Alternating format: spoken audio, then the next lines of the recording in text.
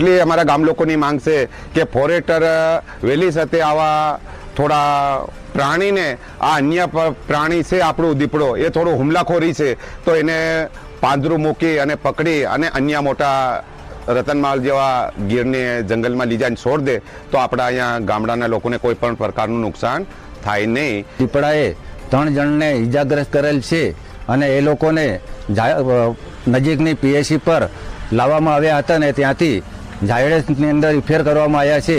એની જાણ ફોરેસ્ટ ખાતાને કરતાં ફોરેસ્ટ ખાતું પણ આવી ગયેલ છે.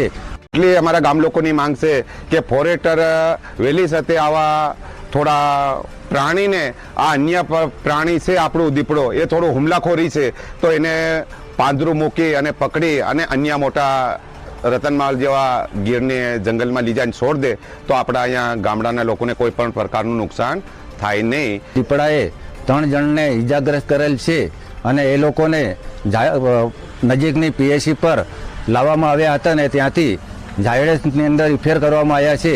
એની જાણ ફોરેસ્ટ ખાતાને કરતાં ફોરેસ્ટ ખાતું પણ આવી ગયેલ છે.